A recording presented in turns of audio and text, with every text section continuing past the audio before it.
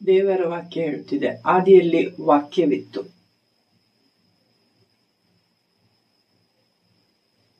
ಯೋಬನು 28:12-28 ಜ್ಞಾನವಾದರೂ ಎಲ್ಲಿ ಸಿಕ್ಕಿತು? ವಿವೇಕವು ದೊರೆಯುವ ಸ್ಥಳವೆಲ್ಲಿ?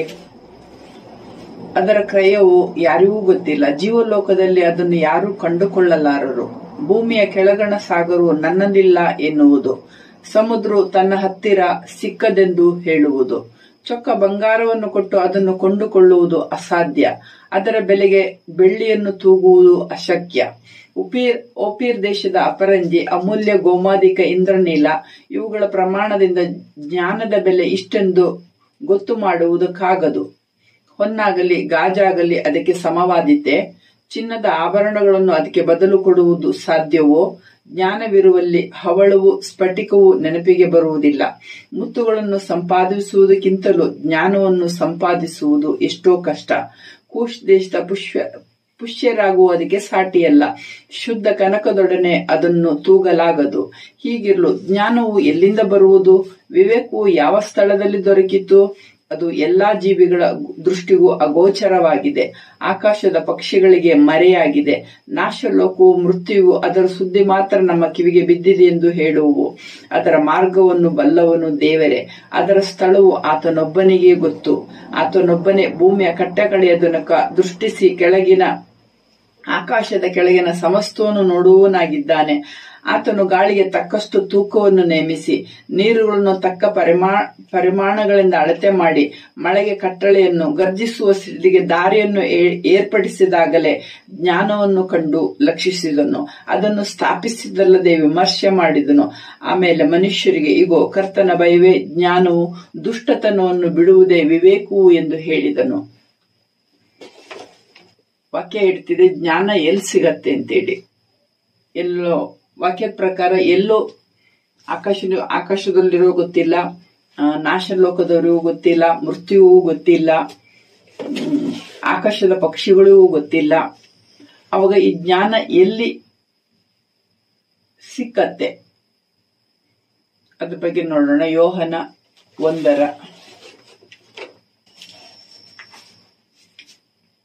ಜ್ಞಾನವು ಎಲ್ಲಿ ಸಿಕ್ಕುವುದು? ವಚನ ಹೇಳ್ತಿದೆ, ಯೋಹನ 1:1-18 ಆದಿಯಲ್ಲಿ ವಾಕ್ಯವಿತ್ತು, ಆ ವಾಕ್ಯವು ದೇವರ ಬಳಿಯಲ್ಲಿತ್ತು, ಆ ವಾಕ್ಯವು ದೇವರಾಗಿತ್ತು. ಆ ವಾಕ್ಯವೆಂಬಾತನು ಆದಿಯಲ್ಲಿ ದೇವರ ಬಳಿಯಲ್ಲಿದ್ದನು. ಆತನ ಮೂಲಕವಾಗಿ ಸಮಸ್ತವೂ ಉಂಟಾಯಿತು. ಉಂಟಾಗಿರುವ ವಸ್ತುಗಳಲ್ಲಿ ಆತನಿಲ್ಲದೆ ಒಂದಾದರೂ ಉಂಟಾಗಲಿಲ್ಲ. ಆತನಲ್ಲಿ ಜೀವವಿತ್ತು, ಆ ಜೀವವು ಮನುಷ್ಯರಿಗೆ ಬೆಳಕಾಗಿತ್ತು. ಆ ಬೆಳಕು ಕತ್ತಲಲ್ಲಿ ಪ್ರಕಾಶಿಸುತ್ತದೆ, ಕತ್ತಲು ಅದನ್ನು ಮುಸುಕಲಿಲ್ಲ. ದೇವರು ಕಳಿಸಿದ ಒಬ್ಬ ಮನುಷ್ಯನು ಬಂದನು, ಅವನ ಹೆಸರು ಯೋಹಾನನು. ಈ ಯೋಹಾನನು ಸಾಕ್ಷಿಗಾಗಿ ಬಂದನು. ತನ್ನ ಮೂಲಕವಾಗಿ ಎಲ್ಲರೂ ನಮ್ಮಂತೆ ಅವನು ಆ ಬೆಳಕಿನ ವಿಷಯದಲ್ಲಿ ಸಾಕ್ಷಿ ಕೊಡುವುದಕ್ಕೆ ಬಂದನು. ಅವನೇ ಆ ಬೆಳಕಲ್ಲ, ಆ ಬೆಳಕಿನ ವಿಷಯದಲ್ಲಿ ಸಾಕ್ಷಿ ಕೊಡುವುದಕ್ಕಾಗಿ ಬಂದವನು. ನಿಜವಾದ ಬೆಳಕು ಲೋಕಕ್ಕೆ ಬರುವುದಾಗಿತ್ತು. ಆ ಬೆಳಕೆ ಪ್ರತಿ ಮನುಷ್ಯರಿಗೂ ಬೆಳಕನ್ನು ಕೊಡುವಂಥದ್ದು. ಆತನು ಲೋಕದಲ್ಲಿ ಇದ್ದನು ಮತ್ತು ಲೋಕವು ಆತನ ಮೂಲಕವಾಗಿ ಉಂಟಾಯಿತು. ಆದರೂ ಲೋಕವು ಆತನನ್ನು ಅರಿಯಲಿಲ್ಲ. ಆತನು ತನ್ನ ಸ್ವಾಸ್ಥ್ಯಕ್ಕೆ ಬಂದನು, ಆದರೆ ಸ್ವಂತ ಜನರು ಆತನನ್ನು ಅಂಗೀಕರಿಸಲಿಲ್ಲ. ಯಾರ್ಯಾರು ಆತನನ್ನು ಅಂಗೀಕರಿಸಿದರೋ, ಅಂದರೆ ಆತನ ಹೆಸರಲ್ಲಿ ನಂಬಿಕೆ ಇಟ್ಟರೋ, ಅವರಿಗೆ ದೇವರ ಮಕ್ಕಳಾಗುವ ಅಧಿಕಾರವನ್ನು ಕೊಟ್ಟನು. ಇವರು ರಕ್ತ ಸಂಬಂಧದಿಂದಾಗಲಿ, ಕಾಮದಿಂದಾಗಲಿ, ಪುರುಷ ಸಂಕಲ್ಪದಿಂದಾಗಲಿ ಹುಟ್ಟಿದವರಲ್ಲ, ದೇವರಿಂದಲೇ ಹುಟ್ಟಿದವರು. ಈ ವಾಕ್ಯವೆಂಬವನು ನರಾವತಾರ ಎತ್ತಿ ನಮ್ಮ ಮಧ್ಯದಲ್ಲಿ ವಾಸ ಮಾಡಿದನು. ನಾವು ಆತನ ಮಹಿಮೆಯನ್ನು ನೋಡಿದೆವು. ಆ ಮಹಿಮೆಯು ತಂದೆಯ ಬಳಿಯಿಂದ ಬಂದ ಒಬ್ಬನೇ ಮಗನಿಗೆ ಇರತಕ್ಕ ಮಹಿಮೆ. ಆತನು ಕೃಪೆಯಿಂದಲೂ ಸತ್ಯದಿಂದಲೂ ತುಂಬಿದವನಾಗಿದ್ದನು. ಯೋಹನ್ನ ಆತನ ವಿಷಯವಾಗಿ ಸಾಕ್ಷಿ ಕೊಡುತ್ತಾನೆ. ಹೇಗೆಂದರೆ, ನನ್ನ ಹಿಂದೆ ಬರುವ ನನಗಿಂತ ಮೊದಲು ಇದ್ದುದರಿಂದ ನನಗೆ ಮುಂದಿನವನಾದನು ಎಂಬುದಾಗಿ ನಾನು ಹೇಳಿದವನು ಈತನೇ ಎಂದು ಕೂಗಿ ಹೇಳಿದ್ದಾನೆ. ಧರ್ಮಶಾಸ್ತ್ರವು ಮೋಶೆಯ ಮುಖಾಂತರ ಕೊಡಲ್ಪಟ್ಟಿತು. ಕೃಪೆಯು ಸತ್ಯವು ಯೇಸು ಕ್ರಿಸ್ತನ ಮುಖಾಂತರ ಬಂದವು. ನಾವೆಲ್ಲರೂ ಆತನ ಪರಿಪೂರ್ಣತೆಯ ಕೃಪೆಯ ಮೇಲೆ ಕೃಪೆಯನ್ನು ಹೊಂದಿದೆವು. ದೇವರನ್ನು ಯಾರೂ ಎಂದೂ ಕಂಡಿಲ್ಲ. ಯಾವನು ಏಕಪುತ್ರನು ಸ್ವತಃ ದೇವರು ಆಗಿದ್ದು ತಂದೆಯ ಎದೆಯಲ್ಲಿದ್ದಾನೋ ಆತನೇ ತಿಳಿಯಪಡಿಸಿದನು. ದೇವರ ಜ್ಞಾನ ಅನ್ನೋದು ಅದರ ದಾರಿ ಯಾವುದು, ಅದು ಎಲ್ಲಿ ಸಿಗತ್ತೆ ಅಂತ ಹೇಳಿ ಕೇಳ್ತಾ ಇದ್ದಾರೆ. ಆದರೆ ದೇವರ ಜ್ಞಾನ ಅನ್ನೋದು ದೇವರ ಹೃದಯದಲ್ಲೇ ಇರೋದು. ಅದು ವಾಕ್ಯದಿಂದ ತುಂಬಿರುವಂತದ್ದು. ಆ ವಾಕ್ಯನೇ ಜೀಸಸ್. ಜೀಸಸ್ ಅನ್ನ ಹೆಸರು ದೇವರ ಹೆಸರದು. ದೇವರು ತನ್ನ ವಾಕ್ಯಕ್ಕೆ ಕೊಟ್ಟ ಹೆಸರು ಜೀಸಸ್. ಆ ವಾಕ್ಯವೆಂಬುದನ್ನು ನರಾವತಾರ ಎತ್ತಿದ್ದು ಭೂಮಿಯಲ್ಲಿ. ಏಕೆಂದ್ರೆ ಆಲ್ರೆಡಿ ಭೂಮಿಯಲ್ಲಿ ಇದ್ರು, ಸತ್ಯ ಹುಟ್ಟಬೇಕಾಗಿತ್ತು.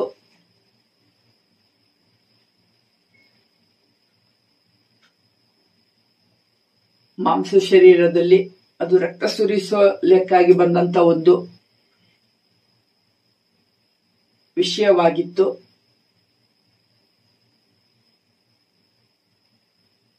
ಅದಕ್ಕೇನೆ ವಚನ ಹೇಳ್ತಾ ಇರೋದು, ಜ್ಞಾನ ಎಲ್ಲಿ ಸಿಗತ್ತೆ ಅಂತೇಳಿ, ಅದರ ದಾರಿ ಯಾವುದು ಅಂತೇಳಿ, ಅದು ಗೊತ್ತಿರೋದು ದೇವರಿಗೊಬ್ಬರಿಗೆ ಅಂತೇಳಿ.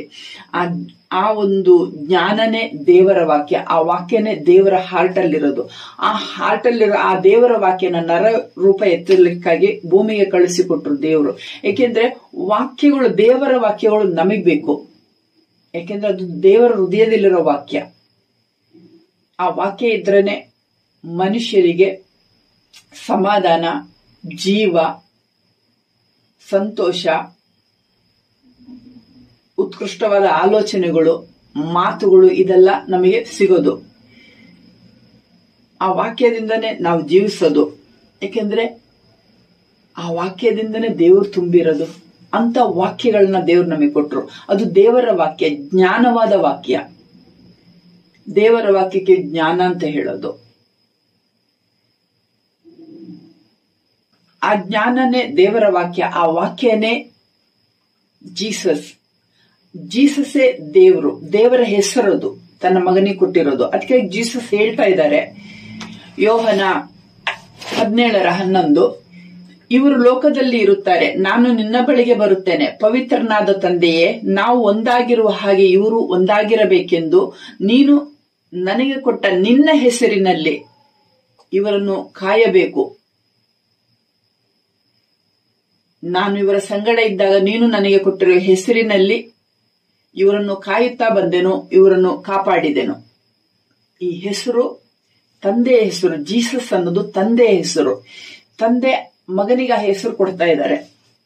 ಈ ಹೆಸರ ಮುಖಾಂತರವಾಗಿ ನಾನು ಇವರನ್ನು ಕಾಪಾಡಿದೆ ಅಂತ ಹೇಳಿ ಜೀಸಸ್ ಹೇಳ್ತಾ ಇದ್ದಾರೆ.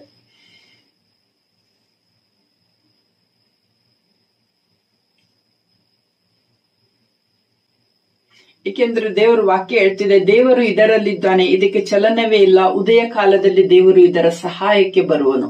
ದೇವರು ಇದರಲ್ಲಿದ್ದಾನೆ. ನಮ್ಮ ಹಾರ್ಟ್ ಅಲ್ಲಿ ದೇವರ ವಾಕ್ಯ ಇರಬೇಕು. ಆವಾಗಲೇ ದೇವರಿಗೆ ನಮ್ಮನ್ನು ಸಹಾಯ ಮಾಡಕ್ಕಾಗೋದು. ಅದಕ್ಕಾಗಿ ಜೀಸಸ್ ಹೇಳ್ತಾರೆ, ನಾನು ಇಲ್ಲಿಂದ ಹೋದ ಮೇಲೆ ನನ್ನ ಸಹಾಯಕನನ್ನು ಕಳಿಸುತ್ತೇನೆ. ದೇವರ ಆತ್ಮವೇ ಆ ಸಹಾಯಕ. ದೇವರು ಇದರಲ್ಲಿದ್ದಾನೆ, ಇದಕ್ಕೆ ಚಲನವೇ ಇಲ್ಲ. ಉದಯ ಕಾಲದಲ್ಲಿ ದೇವರು ಇದರ ಸಹಾಯಕ್ಕೆ ಬರುವನು. ನಾವು ಪ್ರೇಯರ್ ಮಾಡ್ತಿದ್ದಾಗ ಏನಾದ್ರು ಒಂದು ಅವಶ್ಯಕತೆ ಇದ್ರೆ, ಸಹಾಯ ಇದ್ರೆ, ಅದು ಬೆಳಗಿನ ಜಾವ ನಾವು ಪ್ರೇಯರ್ ಟೈಮ್ನಲ್ಲಿ ಹೋಲಿ ಸ್ಪಿರಿಟ್ ನಮಗೆ ಕೊಡ್ತಾರೆ. ತನ್ನ ಮಾತುಗಳನ್ನ, ದೇವರ ಮಾತುಗಳನ್ನ ನಮ್ಮ ನೆನಪಿಗೆ ತಂದು ಕೊಡ್ತಾರೆ.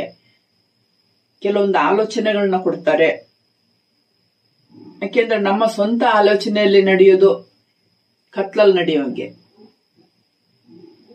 ಅದು ಸಫಲವೋ ವಿಫಲವೋ ನಮಗೆ ಗೊತ್ತಿಲ್ಲ. ಸಫಲವಾಗಂತ ಆಲೋಚನೆಗಳು ಹೋಲಿ ಸ್ಪಿರಿಟ್ ಕೈಯಿಂದಾನೇ ನಮಗೆ ಸಿಗ್ಬೇಕಾಗಿರೋದು. ಮಾತ್ರವಲ್ಲ, ದೇವರ ವಾಕ್ಯ ಹೇಳ್ತಿದೆ, ನಾನೇ ದಾರಿ. ದೇವರ ಬಳಿಗೆ ಹೋಗ್ಬೇಕಂದ್ರೆ ದೇವರ ವಾಕ್ಯನೇ ನಮಗ್ ದಾರಿ. ದೇವರ ವಾಕ್ಯ ಇಲ್ಲದೆ ದೇವರ ಬಳಿಗೆ ಹೋಗಕ್ಕಾಗೋದಿಲ್ಲ. ನನ್ನ ಮುಖಾಂತರವಲ್ಲದೆ ದೇವರ ಬಳಿಗೆ ಯಾರೂ ಹೋಗಲಾರರು ಅಂತ ದೇವರ ವಾಕ್ಯ ಹೇಳಿರುತ್ತೆ. ಹೇಗೆ ದೇವರ ವಾಕ್ಯದ ಮುಖಾಂತರ ನಾವು ದೇವರ ಬಳಿಗೆ ಹೋಗ್ತೀವಿ. ನಾವು ಹೋಲಿ ಸ್ಪಿರಿಟ್, ನಾವು ಬೈಬಲ್ ಓದ್ತೀವಿ. ಬೈಬಲ್ ಓದೋತ್ತಿಗೆ ಬೈಬಲ್ ಓದಿ ಮನಸ್ಸಿನಲ್ಲಿ ವಾಕ್ಯಗಳಿರತ್ತೆ. ಕೆಲವೊಂದು ವಾಕ್ಯಗಳು ನಮ್ಮ ಮನಸ್ಸಲ್ಲಿ ಒಂದೇ ಸಲ ಬರೋದಿಲ್ಲ. ಕೆಲವೊಂದು ವಾಕ್ಯಗಳು ನಮ್ಮ ಹಾರ್ಟ್ ಅಲ್ಲಿ ಇರಬೇಕು. ಮನಸ್ಸಲ್ಲಿದ್ರೆ ಮಾತ್ರ ಸಾಲದು. ಓದೋತ್ತಿಗೆ ಅದು ಮನಸ್ಸಲ್ಲಿರುತ್ತೆ, ಆದ್ರೆ ಹಾರ್ಟಿಗೆ ಬರ್ಬೇಕಂದ್ರೆ ಆ ವಾಕ್ಯನ ನಾವು ಧ್ಯಾನ ಮಾಡಬೇಕು. ಆ ವಾಕ್ಯನ ಧ್ಯಾನ ಮಾಡ್ಬೇಕಂದ್ರೆ ನಾವು ಪ್ರೇಯರ್ ಟೈಮ್ನಲ್ಲಿ ಹೋಲಿ ಸ್ಪಿರಿಟ್ ಆ ವಾಕ್ಯಗಳನ್ನ ನಮಗೆ ಕೊಡ್ತಾರೆ. ಆ ವಾಕ್ಯಗಳೊಟ್ಟಿಗೆ ನಾವು ಮೆಡಿಟೇಷನ್ ಮಾಡಿ ಸುಮಾರು ತುಂಬಾ ದಿವಸ ಹಿಡಿಯೋದು. ಕೆಲವೊಮ್ಮೆ 30-40 ದಿವಸ ಎಲ್ಲ ಇರುತ್ತೆ ಒಂದು ವಾಕ್ಯನ ಮೆಡಿಟೇಷನ್ ಮಾಡ್ಬೇಕಂತ ಹೇಳಿದ್ರೆ. ಅಷ್ಟು ಈಸಿಯಾಗಿ ವಾಕ್ಯ ನಮ್ಮ ಹಾರ್ಟ್ ಅಲ್ಲಿ ಬರೋದಿಲ್ಲ. ಯಾಕಂದ್ರೆ ಆ ವಾಕ್ಯನ ನಾವು ಪ್ರೀತಿಸ್ಬೇಕು, ಆ ವಾಕ್ಯನ ನೋಡ್ಬೇಕು, ಆಮೇಲೆ ಪ್ರೇಯರ್ ಮಾಡೋ ಟೈಮಲ್ಲಿ ಆ ವಾಕ್ಯನ ನಾವು ದೃಷ್ಟಿಯಿಂದ ನೋಡೋತ್ತಿಗೆ ವಾಕ್ಯಕ್ಕೆ ನಾವು ಕನೆಕ್ಟ್ ಆಗ್ತೀವಿ.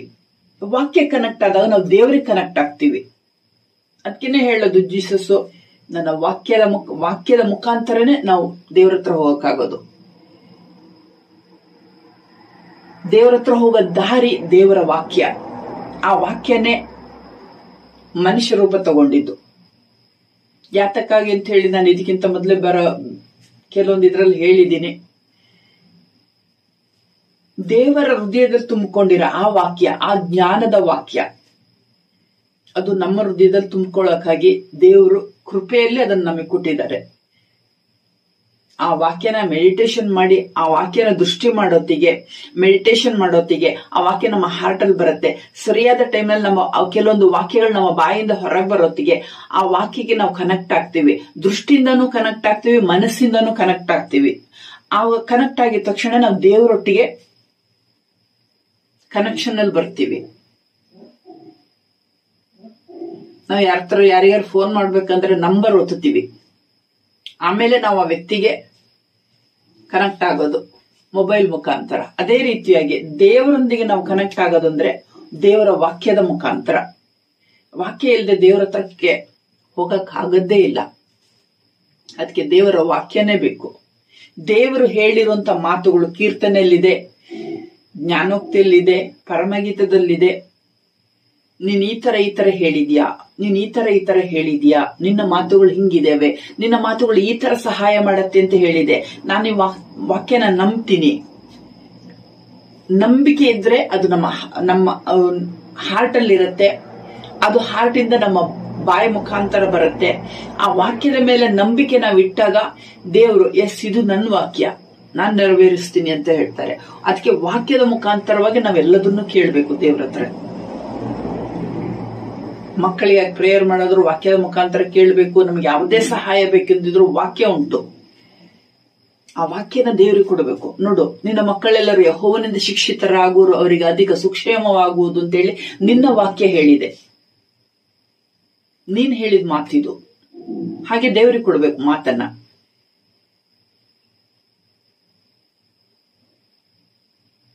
ಯೆಹೋವನು ಮರಣಕ್ಕೆ ತಪ್ಪಿಸೋ ಶಕ್ತನಾಗಿದ್ದಾನೆ.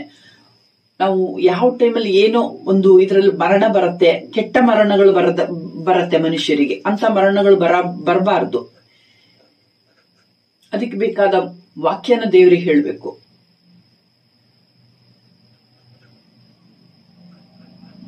ಶತ್ರುಗಳು ಯಾವ್ಯಾವ್ದು ರೀತಿಯಲ್ಲೆಲ್ಲ ನಮ್ಮನ್ನ ಹೊಂಡಕ್ ಹಾಕಕ್ಕಾಗಿ, ನಮಗೆ ನಾಶ ನಷ್ಟಗಳು ತಗೊಂಡಾಗ ಇಡಕ್ಕಾಗಿ ಆಲೋಚನೆಗಳು ಇಟ್ಟಿರ್ತಾರೆ. ಅಂತ ಆಲೋಚನೆಗಳಂತದೆಲ್ಲ ತಪ್ಪಿಸ್ಕೊಳ್ಬೇಕಂತ ವಾಕ್ಯಗಳಿದಾವೆ.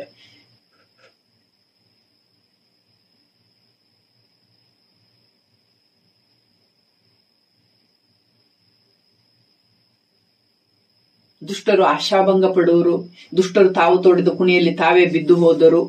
ಈ ತರ ಎಲ್ಲ ವಾಕ್ಯಗಳು, ಯಾವ ವಾಕ್ಯಗಳನ್ನ ಹೇಳ್ಬೇಕು ಅಂತ ಹೇಳಿ ಹೋಲಿ ಸ್ಪಿರಿಟ್ ನಮಗೆ ಹೇಳ್ಕೊಡ್ತಾರೆ. ಯಾಕೆಂದ್ರೆ ಶತ್ರುಗಳು ಯಾವ ತರ ನಮಗೆ ತೊಂದರೆಗಳು ತರ ತಂದಿಡಕ್ ನೋಡ್ತಿದ್ದಾರೆ, ಯಾವಾದ ಒಂದು ತಪ್ಪಾದ ಆಲೋಚನೆಯಿಂದ ನಾವೇ ತಪ್ಪಲ್ಲಿ ಹೋಗಿ ಬೀಳುವಂತ ಪರಿಸ್ಥಿತಿಗಳು ಇರುತ್ತೆ. ಅಂತದೆಲ್ಲದಿಂದ ಬಿಡಿಸಕ್ಕಾಗಿ ಆ ಪರಿಸ್ಥಿತಿಯಲ್ಲಿ ವಾಕ್ಯಗಳನ್ನ ಕೊಡ್ತಾ ಇರ್ತಾರೆ ಹೋಲಿ ಸ್ಪಿರಿಟ್. ಆ ವಾಕ್ಯದ ಮುಖಾಂತರ ಆ ವಾಕ್ಯನ ನಾವು ನಂಬಿ ಆ ವಾಕ್ಯನ ದೇವರ ಹತ್ರ ಹೇಳೋತ್ತಿಗೆ ಆ ವಾಕ್ಯದ ಮೇಲಿರೋ ನಂಬಿಕೆ ಮೇಲೆ ದೇವರು ನಮಗೆ ಬಿಡುಗಡೆ ಕೊಡ್ತಾರೆ. ಅದಕ್ಕೆ ನಮ್ಮ ಹೃದಯದಲ್ಲಿ ವಾಕ್ಯಗಳು ತುಂಬಿರ್ಬೇಕು. ಅದು ಎಲ್ಲಿ ಸಿಕ್ಕಿತ್ತು ಅಂತ, ಜ್ಞಾನವಾದರೂ ಎಲ್ಲಿ ಸಿಕ್ಕಿತ್ತು, ಜ್ಞಾನವಾದ ಇಂಥ ಮಾತುಗಳನ್ನ ಕೊಡೋದು ಹೋಲಿ ಸ್ಪಿರಿಟ್. ಜೀಸಸ್ ಹೇಳ್ತಿರು, ನನ್ನದರೊಳಗಿಂದ ತೆಗೆದುಕೊಂಡು ಅದನ್ನು ನಿಮಗೆ ಕೊಡುವನು ಅಂತೇಳಿ. ಅದಕ್ಕೆ ವಾಕ್ಯನೇ ಜೀಸಸ್. ಜೀಸಸ್ಸೇ ದೇವರು. ಯಾಕಂದ್ರೆ ದೇವರ ಹೆಸರೇ ಜೀಸಸ್. ಅದು ಮಗನಿಗೆ ಕೊಟ್ಟಿದ್ದಾರೆ ಹೆಸರು. ಆ ಹೆಸರು ಮುಖಾಂತರ ನಮ್ಮನ್ನ ಕಾಪಾಡ್ತಾ ಇದ್ದಾರೆ. ವಾಕ್ಯಗಳಿಲ್ಲದೆ ಒಂದು ಲೋಟ ತೆಗೆದು ಸುಮ್ಮನೆ ಹಿಂಗ್ ಕುಡಿದ್ರೆ ಬಾಯೊಳಗೆ ನೀರು ಹೋಗೋದಿಲ್ಲ, ಅದ್ರೊಳಗೆ ನೀರು ಇರಬೇಕು. ಹಾಗೆ ನಮ್ಮೊಳಗಡೆ ದೇವರ ವಾಕ್ಯ ಇರಬೇಕು. ಆ ವಾಕ್ಯನೇ ನಮ್ಮ ಬಲ, ಆ ವಾಕ್ಯನೇ ನಮ್ಮ ಸಮಾಧಾನ ಕೊಡೋದು, ಆ ವಾಕ್ಯನೇ ನಮಗೆ ಆಲೋಚನೆಗಳು ಹೇಳ್ಕೊಡೋದು. ದೇವರ ವಾಕ್ಯ ಹೇಳ್ತಾ ಇದೆ, ದೇವರ ವಾಕ್ಯ ಹೇಳ್ತಿದ್ರು, ಜ್ಞಾನವಾದರೂ ಎಲ್ಲಿ ಸಿಕ್ಕಿತ್ತು? ಜ್ಞಾನ ಸಿಗೋದು ದೇವರ ಬಳಿಯಿಂದ. ಅದು ದೇವರ ಹಾರ್ಟ್ ಅಲ್ಲಿರೋ ದೇವರ ವಾಕ್ಯಗಳು. ಅದಕ್ಕಾಗಿ ವಚನ ಹೇಳೋದು, ಸಮಯೋಚಿತವಾದ ಮಾತುಗಳು ಬೆಳ್ಳಿಯ ಕಾಶಿಯಲ್ಲಿ ಖಚಿತವಾದ ಬಂಗಾರದ ಹಣ್ಣುಗಳಿಗೆ ಸಮಾನ, ಕೇಳುವ ಕಿವಿಗೆ ಮುಟ್ಟುವ ಬುದ್ಧಿ ಮಾತುಗಳು ಹೊನ್ನಿನ ಮರುವು ಅಪರಂಜಿ ಆಭರಣಕ್ಕೂ ಸಮಾನ ಅಂತೇಳಿ. ಅದು ದೇವರ ಮಾತುಗಳು. ಅಂತ ಮಾತುಗಳು ನಮಗ್ ಬೇಕು. ವಿಮೋಚನಾ ಕಾಂಡ 23:22. ಇಸ್ರಾಯೇಲರ ಆಗಿನ ಕಾಲದಲ್ಲಿ ಹೇಳ್ತಾ ಇದ್ದಾರೆ, ಈಗ ದಾರಿಯಲ್ಲಿ ನಿಮ್ಮನ್ನು ಕಾಪಾಡುವುದಕ್ಕೂ ನಾನು ಗೊತ್ತು ಮಾಡಿರೋ ಸ್ಥಳಕ್ಕೆ ಕರೆದು ತರುವುದಕ್ಕೂ ದೂತನನ್ನು ನಿಮ್ಮ ಮುಂದುಗಡೆಯಲ್ಲಿ ಕಳುಹಿಸುತ್ತೇನೆ. ನೀವು ಆತನಲ್ಲಿ ಲಕ್ಷ್ಯವಿಟ್ಟು ಆತನ ಮಾತಿಗೆ ಕಿವಿಗೊಡಬೇಕು. ಆತನಿಗೆ ಅವಿಧೇಯರಾಗಿರಬಾರದು. ನನ್ನ ನಾಮ ಮಹಿಮೆಯು ಆತನಲ್ಲಿ ಇರುವುದು. ನೀವು ಆತನ ಮಾತನ್ನು ಶ್ರದ್ಧೆಯಿಂದ ಲಾಲಿಸಿ ನನ್ನ ಆಜ್ಞೆಗಳನ್ನು ನಡೆಸಿದರೆ ನಾನು ನಿಮ್ಮ ಶತ್ರುಗಳಿಗೆ ಶತ್ರುವಾಗಿಯೂ ನಿಮ್ಮನ್ನು ಪೀಡಿಸುವವರನ್ನು ಪೀಡಿಸುವವನಾಗಿಯೂ ಇರುವೆನು. ಆ ದೂತ, ನನ್ನ ದೂತನ ಮಾತನ್ನು ನೀವು ಕೇಳಬೇಕು. ದೂತ ಅನ್ನೋದು ಜೀಸಸ್ ಹೇಳಿರೋದು ದೇವರು. ಅವನು ನನ್ನ ಸಹಾಯಕನು, ಅವನು ನನ್ನ ಪ್ರಾಣ ಪ್ರಿಯನು ಅಂತೆಲ್ಲ ಜೀಸಸ್ ಬಗ್ಗೆ ಹೇಳಿರೋದು. ಜೀಸಸ್ ಅನ್ನೋದು ದೇವರ ವಾಕ್ಯ. ಅದಕ್ಕೆ ವಚನ ಹೇಳೋದು, ಆದಿಯಲ್ಲಿ ವಾಕ್ಯವಿತ್ತು, ಆ ವಾಕ್ಯವು ದೇವರ ಬಳಿಯಲ್ಲಿತ್ತು, ಆ ವಾಕ್ಯವೆಂಬ ಆತನು ನರವಾವತಾರವನ್ನು ಎತ್ತಿದನು ಅಂತೇಳಿ. ಈ ವಾಕ್ಯಗಳು ದೇವರ ಹಾರ್ಟ್ ಅಲ್ಲಿರೋ ಈ ವಾಕ್ಯಗಳು ನಮ್ಮ ಹೃದಯದಲ್ಲಿ ನಾವು ತುಂಬ್ಕೊಬೇಕು. ವಾಕ್ಯ ಇಲ್ಲದೆ ಯಾರು ದೇವರ ಹತ್ರ ಹೋಗಕ್ಕಾಗಲ್ಲ. ವಾಕ್ಯವಿಲ್ಲದೆ ಯಾವೊಂದು ಸಹಾಯನೂ ನಾವು ಕೇಳಕ್ಕೂ ಆಗೋದಿಲ್ಲ. ದೇವರ ವಾಕ್ಯಗಳು ನಮ್ಮ ಹಾರ್ಟ್ ಅಲ್ಲಿರೋತ್ತಿಗೆ ಸ್ಥಿರಚಿತ್ತನನ್ನು ಶಾಂತಿಯಲ್ಲಿ ನೆಲೆಗೊಳಿಸಿ ಕಾಯುವಿ ಅಂತ ದೇವರ ವಾಕ್ಯ ಉಂಟು. ಆ ವಾಕ್ಯನ ದೇವರಿಗೆ ಕೊಡಬೇಕು. ಸ್ಥಿರಚಿತ್ತ ಅನ್ನೋದು ನಮ್ಮೊಳಗಡೆ ಇದ್ದು ಬಿಟ್ರೆ ನಮ್ಗೆ ಇದು ಬರೋದಿಲ್ಲ. ಏನಪ್ಪ, ಈ ಡಿಪ್ರೆಷನ್ ಎಲ್ಲ ಬರೋದಿಲ್ಲ. ಮನಸ್ಸೊಂದು ಇದ್ದಕ್ಕಿದ್ದಂಗೆ ನಾವು ನರ್ವಸ್ ಆಗಿ ಒಂಥರ ಶರೀರ ಎಲ್ಲ ವೀಕ್ ಆಗೋದು, ಮನಸ್ಸೆಲ್ಲ ವೀಕ್ ಆಗೋದು ಎಲ್ಲ ಆಗ್ತಿದ್ರೆ ಈ ವಾಕ್ಯನ ದೇವರ ಹತ್ರ ಹೇಳಿ. ಈ ವಾಕ್ಯ ಫಸ್ಟ್ ಆಫ್ ಆಲ್ ನಾವು ಮೆಡಿಟೇಷನ್ ಮಾಡ್ಬೇಕು. ಆಮೇಲೆ ಅಂತದ್ದು ಪರಿಸ್ಥಿತಿ ಬರೋದು ವಾಕ್ಯನ ಬಿಡುಗಡೆ ಮಾಡ್ಬೇಕು. ದೇವ್ರ ಹತ್ರ ಹೇಳ್ತಾ ಇರ್ಬೇಕು, ನನಗೆ ಮನಸ್ಸೆಲ್ಲ ಒಂಥರ ಅಲ್ಲೋಲ ಕಲ್ಲೋಲ ಆಗ್ತಿದೆ. ನಾವ್ ಏನು ಕೆಲವೊಮ್ಮೆ ಏನ್ ಸುದ್ದಿನೂ ಕೇಳಿರೋದ, ಮನಸ್ಸೆಲ್ಲ ಒಂಥರ ಗಾಬರಿ, ಭಯ, ಶರೀರ ಎಲ್ಲ ವೀಕ್ ಆದಂಗ ಅನ್ಸುತ್ತೆ.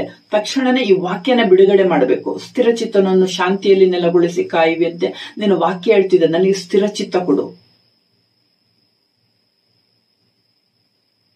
ಆ ವಾಕ್ಯನ ದೇವ್ರ ಹತ್ರ ಹೇಳಿ ನಾವು ಪ್ರೇಯರ್ ಮಾಡೋತ್ತಿಗೆ ದೇವರ ವಾಕ್ಯನ ನಮ್ಮಲ್ಲಿ ಸ್ಟ್ರಾಂಗ್ ಮಾಡಿ ಆ ವಾಕ್ಯದ ಮೇಲೆ ದೇವರ ಶಕ್ತಿಯನ್ನು ತುಂಬುತ್ತಾರೆ. ಯಾಕೆಂದ್ರೆ ದೇವರ ವಾಕ್ಯ ಹೇಳ್ತಿದೆ, ನಾನು ನನ್ನ ತಂದೆಯಿಂದ ಬದುಕುತ್ತೇನೆ, ನನ್ನನ್ನು ತಿನ್ನುವವನು ನನ್ನಿಂದ ಬದುಕುತ್ತಾನೆ ಅಂತ ಹೇಳಿ ಜೀಸಸ್ ಹೇಳ್ತಿರೋ. ದೇವರ ವಾಕ್ಯನ ನಾವು ತಿನ್ಬೇಕು. ಆ ವಾಕ್ಯ ನಮ್ಮೊಳಗಡೆ ಇದ್ದಾಗ ಪ್ರೇಯರ್ ಅಲ್ಲಿ ದೇವರ ಹತ್ರ ಕೇಳೋತ್ತಿಗೆ ಆ ವಾಕ್ಯದ ಮೇಲೆ ದೇವರ ಶಕ್ತಿ ತುಂಬಿಕೊಳ್ಳುತ್ತೆ. ಕೋಳಿದು ಮೊಟ್ಟೆ ಅದು ಮರಿ ಆಗ್ಬೇಕಂದ್ರೆ ಅದ್ರ ಮೇಲೆ ಶಾಖ ಬರಲೇಬೇಕು. ಹಾಗೆ ವಾಕ್ಯ ನಮ್ಮಲ್ಲಿ ಪ್ರವರ್ತಿಸ್ಬೇಕಂದ್ರೆ ಪ್ರೇಯರ್ ಅನ್ನೋದು ಇರ್ಲೇಬೇಕು. ದೇವರೊಂದಿಗೆ ಪ್ರೇಯರ್ ಇರ್ಲೇಬೇಕು. ಅವಾಗ ದೇವರಲ್ಲಿರೋ ಆ ಒಂದು ಶಕ್ತಿ ನಮ್ಮ ಹೃದಯದಲ್ಲಿರೋ ವಾಕ್ಯನ ನಾವು ಬಿಡುಗಡೆ ಮಾಡೋತ್ತಿಗೆ ಆ ವಾಕ್ಯದಿಂದ ಸೇರಿ ನಮ್ಮೊಳಗೆ ಶಕ್ತಿ ಬರುತ್ತೆ.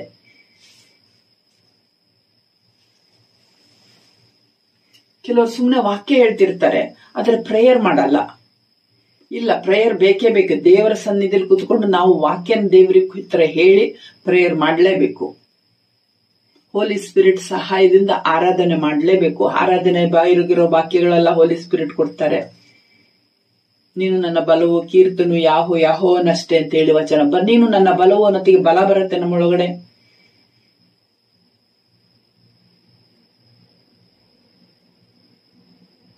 ಯೆಹೋವನೇ ನನ್ನ ಮನಪೂರ್ವಕವಾಗಿ ಕೊಂಡಾಡುನು ಅಂತ ಹೇಳ್ತೀವಿ. ಕೆಲವೊಮ್ಮೆ ಆರಾಧನೆ ಮಾಡ್ಬೇಕು ಅಂತ ಅನ್ಸಲ್ಲ, ಪ್ರೇಯರ್ ಮಾಡ್ಬೇಕು ಅಂತ ಅನ್ಸೋದಿಲ್ಲ. ಆದ್ರೆ ನಮ್ಮೊಳಗಡೆ ವಾಕ್ಯ ಇದ್ರೆ ಆ ವಾಕ್ಯದ ಮುಖಾಂತರ ನಾವು ಆರಾಧನೆ ಮಾಡ್ತೀವಿ. ಆ ಮಾತುಗಳನ್ನ ನಮ್ಮ ಹತ್ರ ನಾವು ರಿಲೀಸ್ ಮಾಡ್ದಂಗು ಆ ವಾಕ್ಯಕ್ಕೆ ನಾವು ಕನೆಕ್ಟ್ ಆಗ್ತೀವಿ. ಆ ವಾಕ್ಯದ ಮುಖಾಂತರ ದೇವರಿಗೆ ನಾವು ಕನೆಕ್ಟ್ ಆಗ್ತೀವಿ. ವಾಕ್ಯ ಇಲ್ಲದೆ ದೇವರೊಟ್ಟಿಗೆ ಕನೆಕ್ಷನ್ ಅಲ್ಲಿ ಬರಕ್ ಸಾಧ್ಯನೇ ಇಲ್ಲ. ಅದಕ್ಕೆ ಜೀಸಸ್ ಹೇಳಿರೋದು, ನನ್ನ ಮುಖಾಂತರವಲ್ಲದೆ ಯಾರು ದೇವರ ಬಳಿಗೆ ಬರಲಾರರು ಅಂತೇಳಿ. ವಾಕ್ಯ ಬೇಕೇ ಬೇಕು. ನಾನು ಕ್ರಿಶ್ಚಿಯನ್ಸ್ ಕೆಲವರು ಗಂಟೆಗಟ್ಟಲೆ ಪ್ರೇಯರ್ ಮಾಡೋದನ್ನ ನೋಡಿದ್ದೀನಿ. ಅವ್ರ ಬಾಯಲ್ಲಿ ಒಂದು ವಾಕ್ಯ ಬರಲ್ಲ. ದೇವರೇ ನೀನ್ ನನಗೆ ಹಂಗ್ ಕೊಡು, ದೇವರೇ ನೀನ್ ನನಗೆ ಕಾರ್ ಕೊಡು, ನನ್ ಮಗಳು ಮದುವೆ ಮಾಡಿಸು, ನೀನ್ ಹಂಗ್ ಮಾಡು, ಹಿಂಗೆಲ್ಲ ಪ್ರೇಯರ್ ಮಾಡ್ತಿರ್ತಾರೆ. ಆ ಪ್ರೇಯರ್ಗೆ ಅರ್ಥ ಇಲ್ಲ. ನಿಮ್ಮ ಮಗಳ ಮದುವೆ ಆಗ್ಬೇಕಂತ, ನಿಮ್ಮ ಮಗನ ಮದುವೆ ಆಗ್ಬೇಕು, ಅದಕ್ಕೆ ವಾಕ್ಯನ ಬಿಡುಗಡೆ ಮಾಡ್ಬೇಕು. ಯೆಹೋವನು ಒಬ್ಬಂಟಿಗರನ್ನು ಸಂಸಾರಿಕರಾಗುವಂತೆ ಮಾಡುತ್ತಾನಂತ ನೀ ಹೇಳಿದೆ, ನಿನ್ನ ವಾಕ್ಯ ಬೈಬಲ್ ಬರೆದಿದೆ. ಇದು ನೀನ್ ಹೇಳಿದ ಮಾತು ಅಂತ ದೇವ್ರಿಗೆ ಕೊಡ್ಬೇಕು. ದೇವ್ರ ಟೈಮಿಗಾಗಿ ನಾವು ಕಾಯ್ಬೇಕಾಗತ್ತೆ. ಹೇಳಿದ ತಕ್ಷಣ ಮದುವೆ ಆಗ್ಬಿಡೋದಿಲ್ಲ. ಅದಕ್ಕಾಗಿ ಕಾಯ್ಬೇಕು. ವರ್ಷನೋ 2 ವರ್ಷನೋ 3 ವರ್ಷನೋ ಎಷ್ಟು ವರ್ಷನೋ ಕಾಯ್ಬೇಕಾಗತ್ತೆ. ಕೆಲವೊಮ್ಮೆ ಫಟಾಫಟ್ ಅಂತ ಆಗತ್ತೆ, ಕೆಲವೊಮ್ಮೆ ಟೈಮ್ ಕಾಯ್ಬೇಕಾಗತ್ತೆ.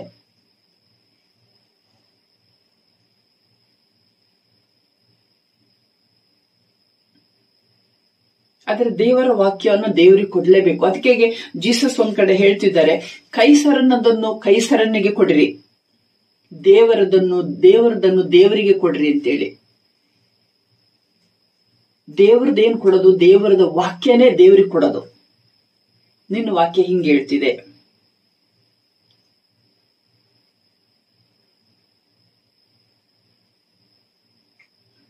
ಈ ವಾಕ್ಯಗಳನ್ನ ಹೋಲಿ ಸ್ಪಿರಿಟ್ ಕೈಯಿಂದ ನಾವು ತಗೊಳ್ಬೇಕು. ಅಷ್ಟು ಈಸಿ ಅಲ್ಲ ಇದು, ಹೋಲಿ ಸ್ಪಿರಿಟ್ ಕೈಯಿಂದ ತಗೊಳ್ಳೋದು. ನಾವು ದಿನೋ ಪ್ರೇಯರ್ ಅಲ್ಲಿ ಇರ್ಬೇಕು, ವಾಕ್ಯ ಕಲಿತಾ ಇರ್ಬೇಕು. ಒಂದೊಂದೇ ಹಂತವಾಗಿ ಒಂದೊಂದು ವಾಕ್ಯಗಳನ್ನ ಕೊಡ್ತಾ ಹೋಗ್ತಾರೆ.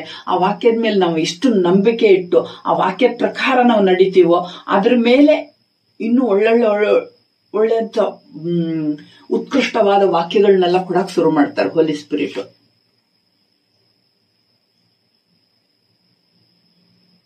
ವಿಶೇಷವಾದ ಜ್ಞಾನಗಳನ್ನೆಲ್ಲ ಕೊಡಕ್ ಶುರು ಮಾಡ್ತಾರೆ. ಅಂತ ವಿಶೇಷವಾದ ವಾಕ್ಯಗಳನ್ನ ನಮಗೆ ದೇವ್ರು ಕೊಡ್ಬೇಕಂದ್ರೆ ನಾವು ವಾಕ್ಯಕ್ಕೆ ನಂಬಿಗಸ್ತರಾಗಿ, ವಾಕ್ಯದ ಮೇಲೆ ನಮಗೆ ನಂಬಿಕೆ ಇರಬೇಕು. ಆ ವಾಕ್ಯ ಏನ್ ಹೇಳತ್ತೆ ಹಾಗೆ ನಡ್ಕೊಳ್ಬೇಕು. ಅದನ್ನ ನಡ್ಕೊಳ್ಳೋದು ಕಷ್ಟ ಏನಲ್ಲ. ನಮ್ಮ ಸ್ವಂತ ಆಲೋಚನೆಯಲ್ಲಿ ನಡೆಯೋತ್ತಿಗೆ ನಾವು ಎಡುತ್ತೀವಿ, ದೇವರ ಆಲೋಚನೆ ನಡೆಯೋತ್ತಿಗೆ ಎಡವಲ್ಲ ನಾವು. ನಮ್ಮ ಸ್ವಂತ ಆಲೋಚನೆ ನಡೆಯುತ್ತೆ, ನಮಗೆ ದುಃಖಗಳು, ಕಷ್ಟಗಳು, ಸಂಕಷ್ಟಗಳು, ಇಕ್ಕಟ್ಟು ಎಲ್ಲ ಬರುತ್ತೆ. ಆದ್ರೆ ದೇವರ ಆಲೋಚನೆಗಳು ನಡೆಯುತ್ತೆ, ಅಂಥದ್ದು ಬಂದ್ರೂ ಪರಿಹಾರ ಆಗತ್ತೆ. ಯಾಕೆಂದ್ರೆ ನಮ್ಮ ಸುತ್ತಮುತ್ತಲು ಇರೋರು ಅಂಥದ್ದನ್ನು ತಂದಾಕೋರು ಆಗಿರ್ತಾರೆ. ಅದ್ರಲ್ಲಿ ಪರಿಹಾರ ಮಾಡ್ಬಿಡ್ತಾರೆ ದೇವರು. ಅದಕ್ಕೆ ಈ ನಮ್ಮ ಒಂದು ಹಾರ್ಟ್ ಅಲ್ಲಿ ವಾಕ್ಯ ಇರೋತ್ತಿಗೆ ನಮ್ಮ ಮನಸ್ಸನ್ನ ಅಲ್ಲಾಡ್ಸೋಂತ ಪರಿಸ್ಥಿತಿಗಳು ಬಂದ್ರು ಈ ಡಿಪ್ರೆಷನ್ ಅದು ಇದೆಲ್ಲ ಬರೋದಿಲ್ವ, ಹಂಗಲ್ಲ ಅಂಥದ್ದೆಲ್ಲ ಬರೋತ್ತಿಗೆ ಈ ದೇವರ ವಾಕ್ಯ ನಮ್ಮನ್ನ ಸ್ಟ್ರಾಂಗ್ ಮಾಡತ್ತೆ. ಈ ಡಿಪ್ರೆಷನ್ ಬರೋರೆಲ್ಲ ಟ್ರೀಟ್ಮೆಂಟ್ ತಗೊಳ್ತಿದಾರೆ, ನಾನು ನೋಡ್ತಾ ಇದ್ದೀನಿ. ಆದ್ರೂ ಮಧ್ಯೆ ಅವ್ರು ಮತ್ತೆ ಅದೇ ಡಿಪ್ರೆಷನ್ ಹೋಗ್ತಾ ಇರ್ತಾರೆ, ಮತ್ತೆ ಟ್ರೀಟ್ಮೆಂಟ್ ತಗೊಳ್ಬೇಕಾಗತ್ತೆ ಅವರಿಗೆ. ಆದ್ರೆ ದೇವರ ವಾಕ್ಯ ಅನ್ನೋದು ನಮ್ಮ ಹಾರ್ಟ್ ಅಲ್ಲಿ ಇಟ್ಬಿಟ್ರೆ ಯಾವ ಟ್ರೀಟ್ಮೆಂಟ್ ನಮಗೆ ಬೇಡ. ವಾಕ್ಯನೇ ನಮ್ಮನ್ನ ಸ್ಟ್ರಾಂಗ್ ಮಾಡ್ಬಿಡತ್ತೆ. ಎಂತ ಪರಿಸ್ಥಿತಿಯಲ್ಲೂ ವಾಕ್ಯ ನಮ್ಮನ್ನು ನಡೆಸುತ್ತೆ. ಹಾಸ್ಪಿಟಲ್ ಹೋಗ್ಬಾರ್ದಂತಲ್ಲ ನಾನು ಹೇಳ್ತಾ ಇರೋದು.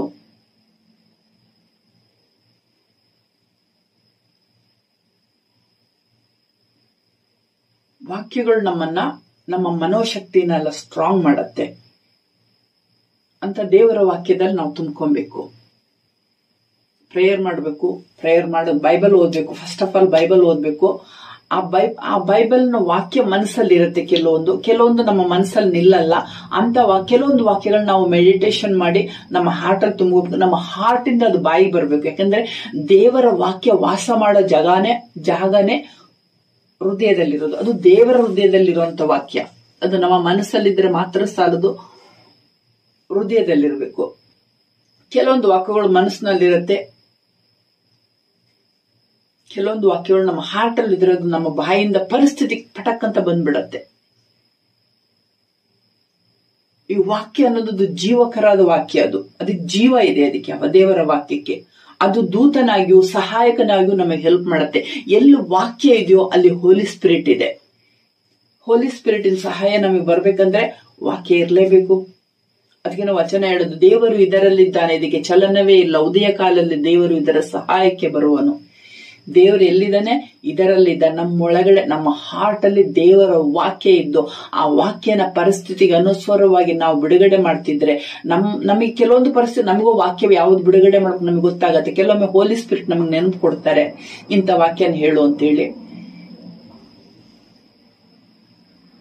ಅದಕ್ಕೇನೆ ವಚನ ಹೇಳುದು, ಆದಿಯಲ್ಲಿ ವಾಕ್ಯವಿತ್ತು, ಆ ವಾಕ್ಯವು ದೇವರ ಬಳಿಯಲ್ಲಿತ್ತು, ಆ ವಾಕ್ಯನೇ ದೇವರ ಜ್ಞಾನ.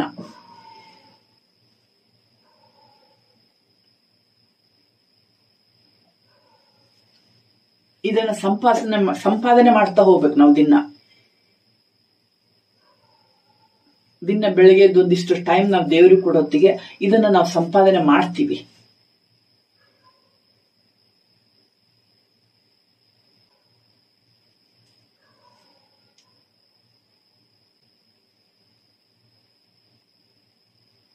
ದೇವರ ಹಾರ್ಟ್ ಅಲ್ಲಿರೋ ಈ ಜ್ಞಾನ ವಾಕ್ಯ ಇದು ನಮ್ಮ ಹೃದಯದಲ್ಲಿರ್ಬೇಕು. ನಾನು ಯಾವಾಗ್ಲೂ ಹೇಳ್ತೀನಿ, ವಾಕ್ಯನ ಮೆಡಿಟೇಷನ್ ಮಾಡಿ, ಪ್ರೇಯರ್ ಮಾಡಿ, ಹೋಲಿ ಸ್ಪಿರಿಟ್ ಕೈಯಿಂದ ಇಂಥ ವಾಕ್ಯಗಳನ್ನ ತಗೊಳ್ಳಿ. ಯಾಕಂದ್ರೆ ಈ ವಾಕ್ಯಗಳು, ಹೋಲಿ ಸ್ಪಿರಿಟ್ ಕೊಡೋ ವಾಕ್ಯಗಳು, ನೀವೆಷ್ಟು ಹಣ ಕೊಟ್ರು ಸಿಗಲ್ಲ, ಎಷ್ಟು ಆಸ್ತಿ ಕೊಟ್ರು ಸಿಗಲ್ಲ, ಇದು ಎಲ್ಲೂ ಸಿಗಲ್ಲ. ಇದು ದೇವರ ಬಳಿಯಿಂದ ಮಾತ್ರನೇ ಸಿಗೋದು. ಇದನ್ನ ಹಣ ಕೊಟ್ಟು ಸಂಪಾದನೆ ಮಾಡಕ್ ಆಗದೇ ಇಲ್ಲ. ಇದು ವಾಕ್ಯದ ಮೇಲೆ ನಂಬಿಕೆ, ವಾಕ್ಯದ ಮೇಲಿರೋ ನಮ್ಮ ವಾಕ್ಯದ ಮೇಲೆ ವಿಧೇಯತ್ವ ಇರಬೇಕು. ಅದಕ್ಕೆ ನನ್ನ ದೂತನ್ನು ನಿಮಗೆ ಕಳಿಸಿಕೊಡುತ್ತೇನೆ, ನೀವು ಅವನ ಮಾತನ್ನು ಶ್ರದ್ಧೆ ಇಟ್ಟು ಕೇಳಬೇಕು, ವಿಧೇಯರಾಗಿರ್ಬೇಕು. ನಾವು ವಾಕ್ಯಕ್ಕೆ ನಾವು ವಿಧೇಯರಾಗೋತ್ತಿಗೆ ಅಂತ ಮಾತುಗಳನ್ನ ಕೊಡ್ತಾ ಹೋಗ್ತಾರೆ. ನಮ್ಮ ಹೃದಯದಲ್ಲಿ ಆ ವಾಕ್ಯಗಳು ತುಂಬ್ತಾ ಹೋಗತ್ತೆ.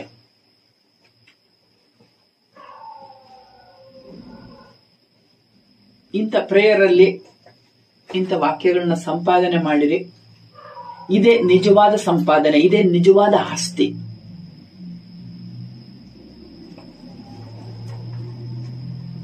ಈ ಭೂಮಿಯಲ್ಲಿದ್ರು, ಈ ಭೂಮಿಯಿಂದ ಹೋದ್ರು ಈ ವಾಕ್ಯಗಳು ನಮ್ಮನ್ನು ಬಿಟ್ಟು ಹೋಗಲ್ಲ.